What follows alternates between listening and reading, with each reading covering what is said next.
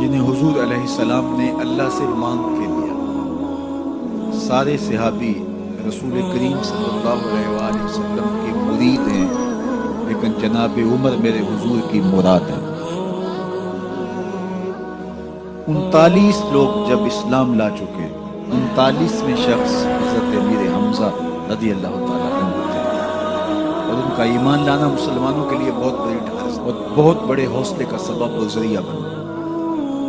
تو میرے حضور نے ہاتھ اٹھا لیے، کہا اے اللہ، ایک شیر دیا ہے امیر حمزہ، ایک شیر اور عطا کر دے، اب تیری مرضی، عمر بن خطاب دے دے یا عمر بن حشام دے دے۔ حضور دعائیں مانگ رہے اور یہ ہاتھ میں تلوار لیے غیظ و غضب سے بھرے ہوئے گھر سے نکلتے ہیں کہ بانی اسلام کا چراغ ہی بجھا دینا ہے۔ راستے میں ایک صاحب ملے اور کہا کہ عمر، تیور کوئی اچھے نہیں لگتے، خیر تو ہے، کدھر جا رہے ہو؟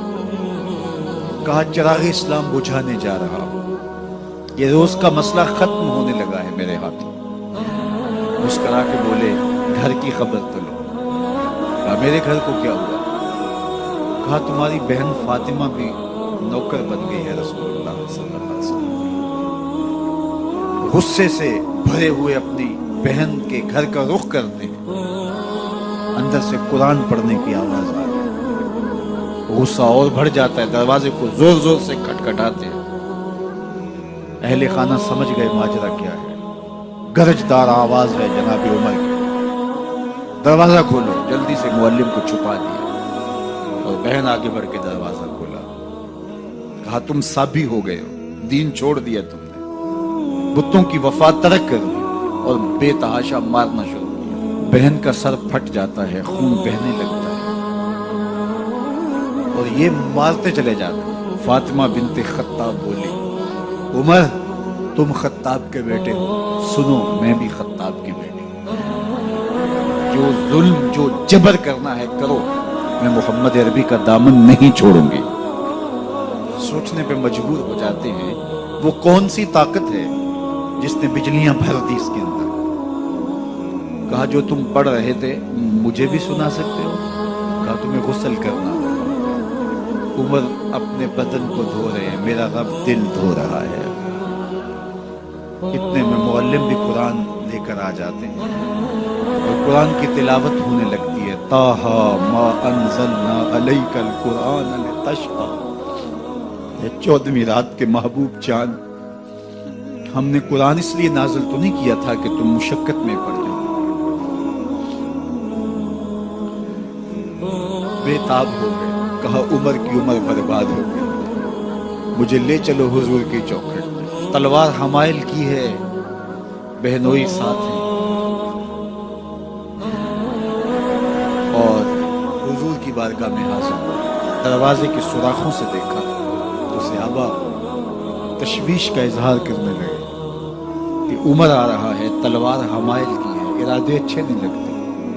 جناب امیر حمزہ نے کہا دروازہ کھول دو، اچھی نیت سے آیا تو استقبال کریں گے، نیت اچھی نہیں ہے تو اس کی تلوار سے اس کی گردن کاٹ دیں گے۔ حضور کے سامنے جا کے بیٹھ گئے، گلے میں کپڑا ڈالا، حضور نے پکڑ کے کہا عمر ابھی وقت نہیں آیا کہ تم اسلام لے آؤ۔ یہی وقت تھا عمر کے اسلام لانے کا، لبوں پہ کلمہ جاری ہو گیا۔ اللہ اکبر کی صدا اس زور سے گونجی کہ مکے کی گلیاں گونجنے لگی۔ اسلام لانے کے بعد حضور سے پوچھتے ہیں حضور کیا ہم حق پر نہیں ہیں؟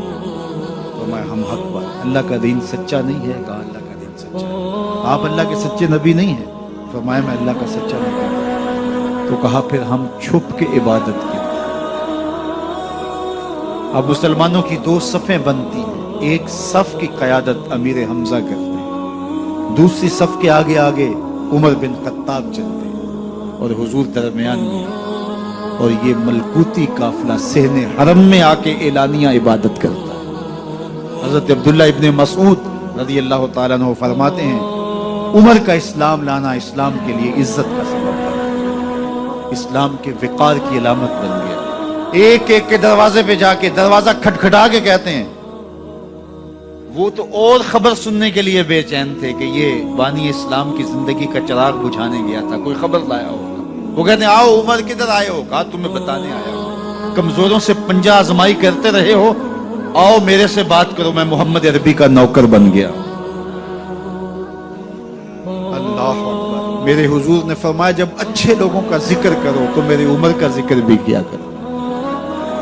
میرے عمر کی زبان پر حق بولتا ہے, سچ بولتا ہے. ان الشیطان یفر من ظل عمر, عمر کے سائے کو دیکھ کے شیطان بھاگتا ہے.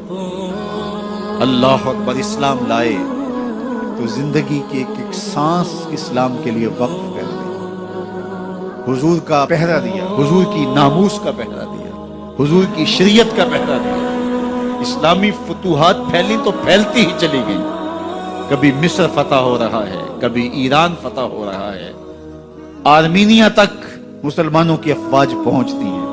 22 لاکھ مربع میل پر حضرت عمر رضی اللہ تعالیٰ عنہ کی سلطنت پھیل جاتی ہے. عدل و انصاف کا دورہ ہوتا ہے. زمانے نے دیکھا کہ غیر مسلم بھی عدالت میں کھڑا ہے تو اسے خوف نہیں ہوتا تھا کہ میرے سے ناانصافی ہوگی, اس لیے کہ حکومت عمر کی چل رہی ہے. وہ بھی مطمئن ہوتا تھا کہ میرے ساتھ انصاف ہو. عبداللہ بن عمر اور عبید اللہ بن عمر بصرہ سے گزر رہے تھے ایک جنگ سے واپسی پر, تو حاکم بصرہ نے آپ کو کچھ پیسے دیے کہ یہ مال غنیمت میں جا کے جمع کروا دینا, اور پھر خود ہی مشورہ دیا کہ عراق کے اندر فلاں فلاں چیز بہت سستی مل جاتی ہے اور حجاز میں ان چیزوں کی قیمت زیادہ ہے. تو اگر آپ ایسا کر لیں کہ یہ ان پیسوں سے خرید لیں اور جا کے مدینہ المنورہ میں فروخت کر دیں تو جو زائد پیسے آپ کمائیں گے وہ آپ کے ہوئے, اور یہی اشرفیاں جو میں نے دی ہیں آپ کو, اتنی اشرفیاں بیت المال میں جمع کروا دینا. تم نے محنت کی ہوگی, تجارت کی ہوگی, تو جتنے بچیں گے وہ آپ کے ہوں گے. انہوں نے کہا بہت اچھا. وہاں سے مال خرید لیا, مدینہ المنورہ میں آ کے بیچ دیا. جتنی اشرفیاں انہوں نے وہاں سے دی تھی بیت المال کے لیے, اتنی بیت المال میں جمع کروا دی. حضرت عمر رضی اللہ تعالیٰ عنہ کو پتہ چلا, بیٹوں کو بلایا, کہا کہ سنا ہے تم نے کوئی کمائی کی ہے؟